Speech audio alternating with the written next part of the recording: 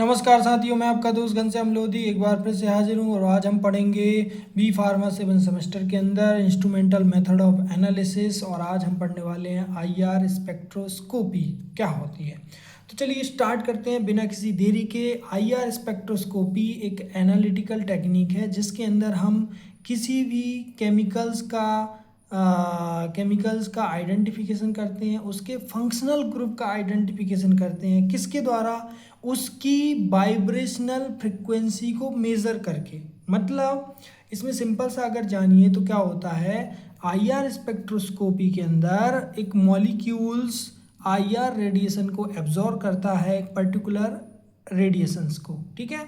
और वो उसके अंदर जो बॉन्ड होते हैं वो बॉन्ड एक फिक्स फ्रिक्वेंसी से, वाइब्रेशनल फ्रिक्वेंसी से वाइब्रेट करते हैं। उस वाइब्रेशनल फ्रिक्वेंसी को हम मेज़र कर लेंगे इसी आईआर स्पेक्ट्रोस्कोपी के अंदर। ओके, तो होता क्या है, IR spectroscopy is analytical technique that identification chemical substance and their functional group by measuring the vibrational frequency of chemical substance। ठीक है, मॉलिक्यूल्स आईआर रेडिएशंस को एब्जॉर्ब करता है, देन वो उसकी वाइब्रेशनल ट्रांजिशन एनर्जी में चेंज आते हैं। वाइब्रेशनल ट्रांजिशन एनर्जी मतलब वह आईआर रेडिएशन को एब्जॉर्ब करके एक्साइट होता है, तो वह अपनी वाइब्रेशनल एनर्जी में चेंज करता है। ठीक है, वह वाइब्रेट होता है, तो वाइब्रेट होता है एक स्पेसिफिक फ्रिक्वेंसी से वाइब्रेट होता है जिसको हम मेज़र कर लेते हैं। ठीक है, अब हम प्रिंसिपल पे आ जाते हैं। सिंपल प्रिंसिपल क्या है? प्रिंसिपल में हमने एटम्स और बॉन्ड को इस प्रकार से वॉल्स और स्प्रिंग के रूप में दर्शाया गया है। ठीक है, मतलब हमने एटम्स को वॉल्स की तरह और इस बॉन्ड को स्प्रिंग के रूप में दर्शाया गया। ये मूवमेंट है एटम्स और बॉन्ड का वॉल्स एंड स्प्रिंग के रूप में होता है। ठीक है, स्प्रिंग की तरह होता है। तो ये इस प्रकार से अपने बॉन्ड लेंथ और एंगल को चेंज करते रहते हैं। ठीक है, वाइब्रेट करते हैं। तो जो वाइब्रेट होते हैं वो एक फिक्स वेवलेंथ रहती है, फिक्स फ्रिक्वेंसी रहती है।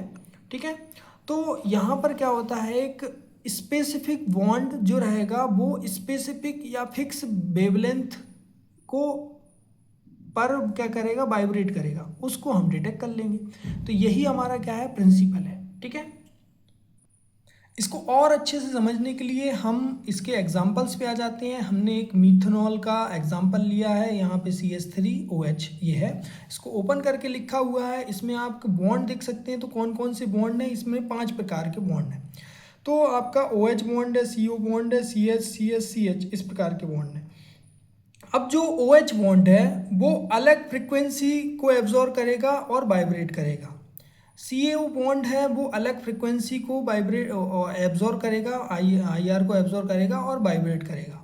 CH अलग फ्रिक्वेंसी से करेगा। तो यहाँ पे क्या होते हैं, जितने 3 CH बॉन्ड हैं तो 3 CH एक सेम फ्रिक्वेंसी को एब्जॉर्ब करेंगे और वाइब्रेट करेंगे। लेकिन ये जो अलग अलग प्रकार के बॉन्ड है वो अलग अलग प्रकार की फ्रिक्वेंसी को एब्जॉर्ब करेंगे, अलग अलग प्रकार की आईआर रेडिएशन को एब्जॉर्ब करेंगे और वाइब्रेट करेंगे। तो यहाँ पर हमको इसकी पीक मिलेगी, इसकी पीक मिलेगी, इसकी कंबाइंड पीक मिलेगी। ठीक है, तो 3 प्रकार की पीक्स जब आएंगी तो हमको समझ में आएगा कि हमारे पास इस 3 प्रकार के बॉन्ड हैं या 3 प्रकार के बॉन्ड हैं। तो इससे हम समझेंगे OH फंक्शनल ग्रुप है, तो हम पता लगा सकते हैं कि हमारी इस प्रकार की पीक आ रही है, इसका मतलब ये वाला फंक्शनल ग्रुप प्रेजेंट है। ओके, तो इस प्रकार से हम उसका मेजरिंग कर सकते हैं कि कौन कौन से फंक्शनल ग्रुप मॉलिक्यूल्स के अंदर प्रेजेंट है और कौन कौन सा बॉन्ड प्रेजेंट है। ठीक है, तो यहाँ पे यही लिखा हुआ है कि लिखा क्या है कि डिफरेंट फंक्शनल ग्रुप मतलब बॉन्ड वाइब्रेट करते हैं स्पेसिफिक फ्रिक्वेंसी पे। दैट कैरेक्टरिस्टिक फीचर है किसका?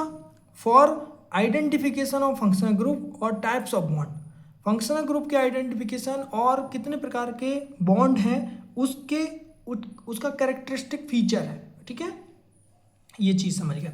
अब हम थोड़े से और कैलकुलेशन पार्ट में आ जाते हैं, थोड़े से न्यूमेरिकल पार्ट्स में, जो कि इस IR फ्रिक्वेंसी में यूज़ होता है, IR स्पेक्ट्रोस्कोपी में यूज़ होता है। जैसे पहले यूवी में हम पढ़ चुके हैं कि energy is equal to H into V होता है। H मतलब प्लांक कांस्टेंट और V मतलब फ्रिक्वेंसी, जबकि फ्रिक्वेंसी होती है velocity of wave upon wavelength. ठीक है, अब ये पॉइंट है wave number is equal to 1/वेवलेंथ, तो ये इसको काम आएगा अपन को। दूसरा पॉइंट है हम इसकी जगह, ये फ्रिक्वेंसी की जगह हम C/λ भी रख सकते हैं, तो हमारा ये एनर्जी का इस प्रकार से अरेंजमेंट हो जाएगा। ठीक है, तो ये पॉइंट्स हैं energy, Planck constant, velocity, wavelength, frequency, wave number. ठीक है, अब ये थोड़ी सी हम कैलकुलेशन क्यों पढ़ रहे हैं, ताकि हम ये समझ पाएँ। देखिएगा, जो IR रेडिएशन है, रेडिएशन वेवलेंथ वेव है, उस वेव को हम दो प्रकार से लिखेंगे, या तो वेवलेंथ के फॉर्म में या तो वेव नंबर के फॉर्म में। तो वेवलेंथ के फॉर्म में या वेव नंबर के फॉर्म में लिखेंगे, तो अगर वेवलेंथ के फॉर्म में है तो वेव नंबर के फॉर्म में कैसे इसको चेंज करें, और वेव नंबर में है तो वेवलेंथ के फॉर्म में कैसे चेंज करें, इसको हम समझते हैं। ठीक है, calculate wave number from wavelength. ठीक है, इसको समझिए। तो यहाँ पर फॉर्मूला है 1/वेवलेंथ इन माइक्रोमीटर इंटू 10⁴, यूनिट है सेंटीमीटर इनवर्स। ओके, तो यहाँ पे अगर हम बात करें कि वेवलेंथ अगर हमारी 2.5 माइक्रोमीटर है, तो उस वेव नंबर के फॉर्म में इसको 4000 सेंटीमीटर इनवर्स लिख सकते हैं। अगर हमारी वेव लेंथ 25 माइक्रोमीटर है, IR फ्रिक्वेंसी 25 माइक्रोमीटर में है, तो उसको वेव नंबर में हम 400 सेंटीमीटर इनवर्स लिख सकते हैं। ठीक है, अगर हमारी 1000 माइक्रोमीटर है तो उसको हम 10 सेंटीमीटर इनवर्स लिख सकते हैं। ठीक है, इसको कैलकुलेट करेंगे तो आ जाएगा। तो हमने क्या किया है, IR रेडिएशन को दो पार्ट्स में, मतलब दो तरीके से लिख सकते हैं, या तो वेव नंबर के फॉर्म में या वेवलेंथ के फॉर्म में। ओके, तो अगला पॉइंट है हमारा कि कितने प्रकार की IR रेडिएशंस होती है, कितने प्रकार की IR रेडिएशंस होती है। तो यहाँ पर IR रीजन 3 होते हैं, एक तो नियर IR, मिड IR और फार IR। तो IR को 3 भागों में डिवाइड किया गया है। तो यहाँ पर हमने लिखा हुआ है उसकी रेंज वेव नंबर के फॉर्म में और उसकी रेंज वेवलेंथ के फॉर्म में। तो पहले वेव नंबर के फॉर्म में हम लिखते हैं कि नियर IR 12,500 से लेके 4,000 तक रहती है नियर IR, और 4,000 से लेके 400 तक मिड IR रहती है, और 400 से लेके 10 सेंटीमीटर इनवर्स तक फार IR रहती है। ठीक है, और इसको अगर वेवलेंथ के फॉर्म में लिखा जाए तो 0.8 माइक्रोमीटर से लेके 0.25 मतलब 2.5 माइक्रोमीटर्स, और 2.5 से 25 माइक्रोमीटर्स, 25 माइक्रोमीटर से 1000 माइक्रोमीटर्स। ठीक है, इस प्रकार की रेंज होती है। अब थोड़ा सा एक पॉइंट और लिखा हुआ है यहाँ पे एरो करके, तो ये हम जैसे ही नियर IR से फार IR की ओर जाते हैं, तो जैसे हम समझते हैं इसको, वेवलेंथ यहाँ से 0.8 से लेके हम 1000 माइक्रोमीटर की तरफ गए, तो वेवलेंथ बढ़ रही है ना, वेवलेंथ बढ़ रही है। और इसको उल्टा भी लिख सकते हैं कि एनर्जी घट रही है, क्योंकि वेवलेंथ और एनर्जी में इनवर्सली प्रोपोर्शनल का सिंबल रहता है। ठीक है, तो ये हमने समझ लिए IR 3 प्रकार की होती है, नियर, मिड, फार। ठीक है, उसकी रेंज हमने पढ़ ली। अब ये आगे समझिए, मिड IR जो है वो यूजफुल रीजन है, क्योंकि मोस्ट ऑर्गेनिक मॉलिक्यूल्स का एब्जॉर्प्शन जो होता है वो इसी रीजन में होता है। ठीक है, तो यहाँ पे यही लिखा गया है कि जो हम इंस्ट्रूमेंट में IR रेडिएशंस का यूज़ करते हैं वो मिड IR रहती है। अब मिड IR के भी 3 पार्ट्स होते हैं, एक तो आपका रहता है हाई फ्रिक्वेंसी, फिंगरप्रिंट्स और लो फ्रिक्वेंसी। ठीक है, तो जो पहला पार्ट्स है वो 4000 से लेके 1400 रहता है। 4000 से लेके 1400 तक हाई फ्रिक्वेंसी, 1400 से लेके 900 तक फिंगरप्रिंट रीजन, और 900 से लेके 400 तक जो रहता है वो लो फ्रिक्वेंसी रीजन रहता है। ठीक है, IR हमारी 4000 से, मिड IR 4000 से लेके 400 तक रहती है, जो कि हमने अभी देखा था। ठीक है, अब इसके 3 पार्ट्स होते हैं, हाई, फिंगरप्रिंट्स और लो फ्रिक्वेंसी। ठीक है, अब हम अगला पॉइंट पढ़ते हैं कि हमारा जो IR स्पेक्ट्रम है वो किस किस के बीच में बनता है। तो यहाँ पे सिंपल आपका है, आप जब ग्राफ देखेंगे तो आप ग्राफ में आप देखेंगे परसेंटेज ट्रांसमिटेंस, या फिर इसकी जगह एब्जॉर्बेंस, ले सकते हैं कि कितनी लाइट एब्जॉर्ब हुई या कितनी लाइट ट्रांसमिट हुई, वो चीज़ लगा सकते हैं इस तरफ वाई एक्सिस पे, और एक्स एक्सिस पे फ्रिक्वेंसी ले सकते हैं या फिर वेव नंबर ले सकते हैं। ठीक है, तो इसके बीच में जनरली बनता है। ओके, अब थोड़ा सा यहाँ पर एक और पॉइंट्स हैं जो कि बहुत अच्छा है। तो यहाँ पे लिखा हुआ है कि किस प्रकार का बॉन्ड किस प्रकार की फ्रिक्वेंसी पर वाइब्रेट करता है या किस प्रकार की फ्रिक्वेंसी पर पीक देता है। तो यहाँ पे लिखा हुआ है जो NH बॉन्ड है वो 3500 से लेके 3300 सेंटीमीटर इनवर्स की लाइट को एब्जॉर्ब करता है, उसी पर वाइब्रेट करता है। ठीक है, जो OH बॉन्ड है वो 3700 से लेके 3350 सेंटीमीटर इनवर्स तक वाइब्रेट करता है। मतलब ये रेंज है IR की जिसपे ये फंक्शनल ग्रुप वाइब्रेट करते हैं। ठीक है, तो ये फंक्शनल ग्रुप अलग अलग फ्रिक्वेंसी पे वाइब्रेशन शो करते हैं। इसी का फ़ायदा उठा के हम IR स्पेक्ट्रोस्कोपी में इसका मेजरमेंट करते हैं। इसी से हम पता लगाते हैं कि हमारा कौन सा पर्टिकुलर ग्रुप, अगर हमारा ये रेंज आई है तो ये फंक्शनल ग्रुप होगा, ये रेंज आई है तो ये फंक्शनल ग्रुप होगा। तो इससे हमको पता चल जाता है कि कौन सा बॉन्ड केमिकल्स मॉलिक्यूल्स के अंदर है। अब हमारा नेक्स्ट जो टॉपिक है वो है कि जो हमारा जो वाइब्रेशन है, बॉन्ड हमारे वाइब्रेशन शो करता है, तो किस प्रकार के वाइब्रेशंस रहते हैं। तो हमने लिखा fundamental modes of vibration in poly atomic molecule. अब पॉली एटॉमिक मॉलिक्यूल्स क्या है, ऐसा मॉलिक्यूल जिसमें बहुत सारे एटम हों उसे पॉली एटॉमिक मॉलिक्यूल बोलते हैं। उसके अंदर जो वाइब्रेशन है उसका मोड्स क्या है, मतलब तरीका क्या है। ठीक है, तो यहाँ पर दो तरीके से वाइब्रेशन शो होता है। पहला तो है स्ट्रेचिंग वाइब्रेशन और दूसरा है बेंडिंग वाइब्रेशन। ठीक है, स्ट्रेचिंग और बेंडिंग दो तरीके से वाइब्रेट करता है। मतलब बॉन्ड या तो स्ट्रेच होगा या फिर बेंड होगा। ओके, बेंड होगा या फिर स्ट्रेच होगा। ठीक है, अब स्ट्रेचिंग में जो होता है, स्ट्रेचिंग में बॉन्ड लेंथ बढ़ती है या घटती है। तो बॉन्ड लेंथ क्या होती है, चेंज होती है, लेकिन बॉन्ड एंगल को कोई चेंजेस नहीं होती हैं।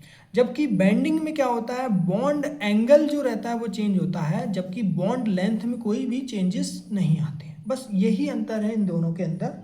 अब इनके सब टाइप्स हम देखते हैं। तो सब टाइप्स आप देखिए, पहला है स्ट्रेचिंग वाइब्रेशन का सिमेट्रिकल स्ट्रेचिंग और एसिमेट्रिकल स्ट्रेचिंग।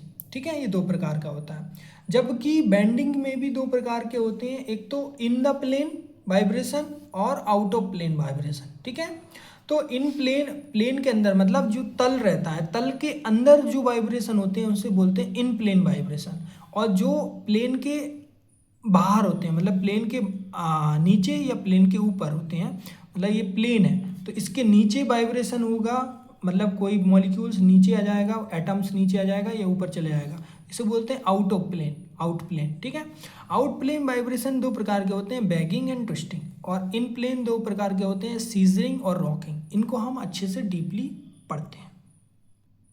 तो यहाँ पे पहले हमारा है स्ट्रेचिंग वाइब्रेशन, स्ट्रेचिंग वाइब्रेशन दो प्रकार के हैं, सिमेट्रिकल और एसिमेट्रिकल। तो सिमेट्रिकल में ये जो हमारा मॉलिक्यूल्स है, मॉलिक्यूल्स का सिर्फ हमने कौन सा पोर्शन उठाया है, सेंट्रल एटम। ये हमारा सेंट्रल एटम है, इससे जुड़े दो एटम्स और हैं, है ना। ये हमारा सेंट्रल एटम है, इससे जुड़े दो एटम्स हैं, और भी बहुत सारे एटम्स हैं, उनकी हम बात नहीं कर रहे हैं। सिर्फ हम क्या कर रहे हैं, सेंट्रल एटम से जुड़े किन्हीं दो एटम्स की बात कर रहे हैं। ठीक है, तो यहाँ पे क्या हो रहा है, तो यहाँ पे देख सकते हैं कि जो सेंट्रल एटम से जो हमारा एक एटम जुड़ा हुआ है वो दूर जा रहा है और एक दूसरा एटम भी दूर जा रहा है। तो यहाँ पे क्या हो रहा है, या दोनों एक साथ दूर जाएंगे या दोनों एक साथ पास में आएंगे।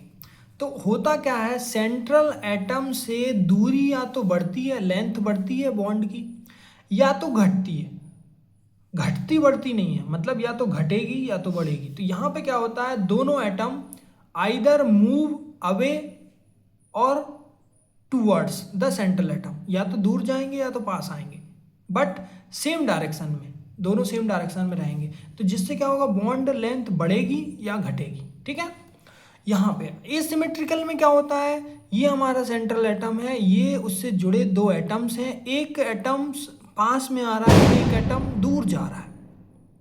ओके, एक एटम पास में आ रहा है, एक एटम दूर जा रहा है, तो दोनों में क्या अंतर है? One atoms move towards central atom and other moves away from central atom, ठीक है।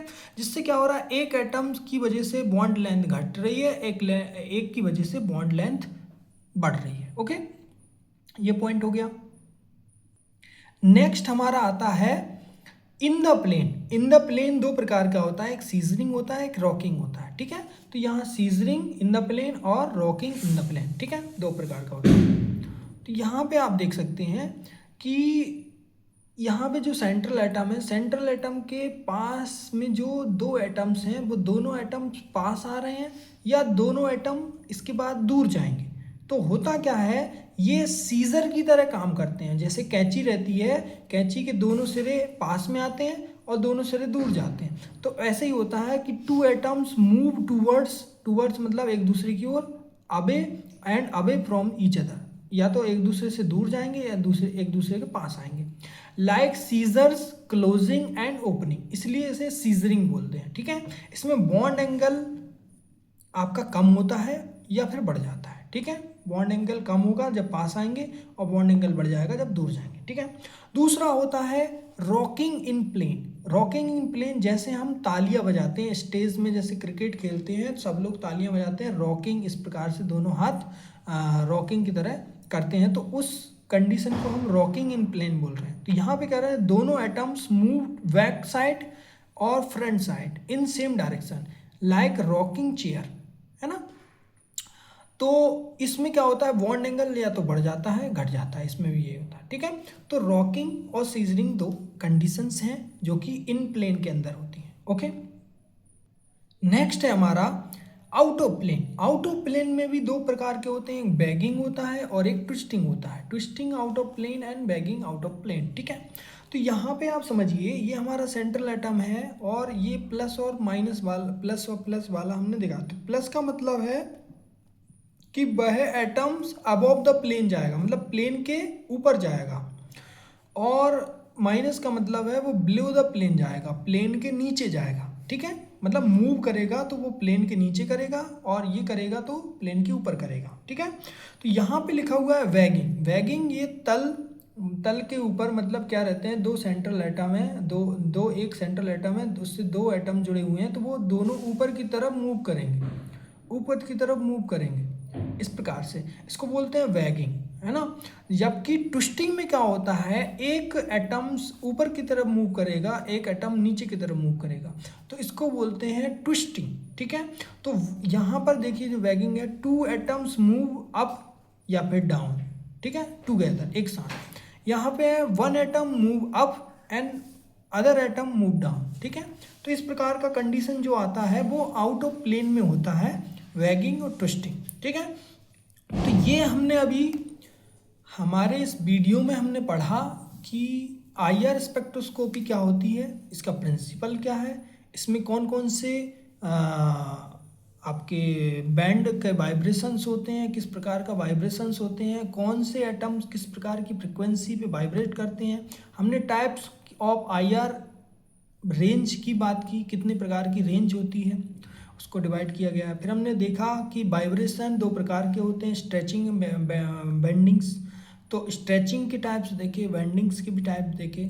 आई होप आपको ये लेक्चर्स इजी अंडरस्टैंडेबल लगा होगा, और इसकी आगे की वीडियो हम नेक्स्ट पार्ट में बनाएंगे, और तब तक के लिए मिलते हैं नेक्स्ट वीडियो में। इसके अगर आपको नोट्स चाहिए तो आप हमारे टेलीग्राम चैनल से जुड़ सकते हैं, जिसका लिंक डिस्क्रिप्शन में हम दे देंगे। धन्यवाद।